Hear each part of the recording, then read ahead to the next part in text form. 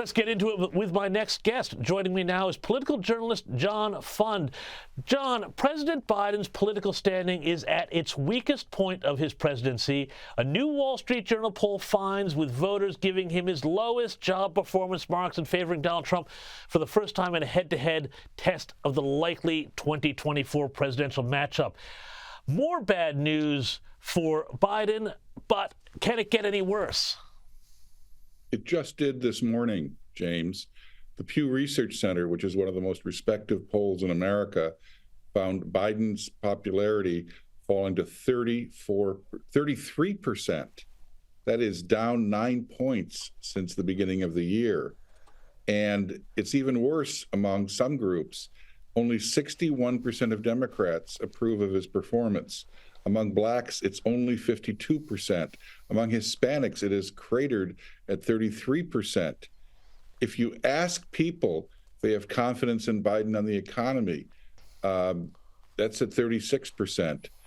If you go and ask which party do you have the most confidence in to govern the country, Republicans are taking the lead now by 5 points.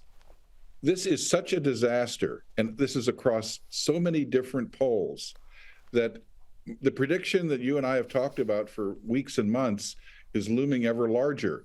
The Democratic Party has got to find a way, if it wants to remain in power, to dump Joe Biden. And if they really are lucky, dump Kamala Harris too at the same time. Well, and these numbers, you just mentioned a bunch of them, but I want to throw some more at you.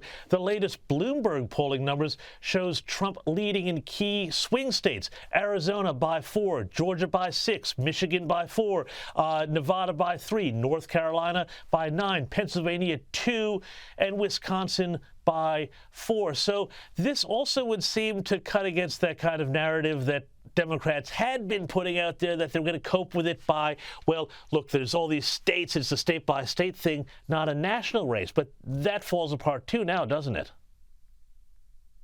Well, it seems that the American people are very divided, but increasingly they're coalescing around one point of view. If you're a liberal, a conservative, if you're black, if you're white, you have less confidence in Joe Biden. And in fact, the one core constituency that he has held on to until now has been people with postgraduate degrees. Most people, you think of doctors and lawyers as postgraduate degrees, but actually we have more sociologists and gender studies, PhDs, and like Dr. Jill, a doctorate of education in the White House. It's a lot more postgraduate degrees in those categories. So the postgraduate community, for the first time in this Pew Research poll, only 48% approve of Biden's performance. I am gobsmacked. Well, but those 52% of dissatisfied postgraduate degree holders, they're not going to go to Trump either. So where does that then put the general election? They're going to stay home. That's what I'm saying. So do you wind up with a very low turnout election where Trump gets over the line, but it's because, the whole Biden camp just simply stayed home and they couldn't bring themselves to vote for somebody else? Well, part of that hinges on what kind of a campaign it is. If it's as vicious and nasty as some people predict, there are a lot of people who may simply give up in exhaustion. On the other hand, if Joe Biden agrees to debates, and that's a big question mark because he certainly spurned any debates in the Democratic primaries, if he agrees to debates, that could energize turnout.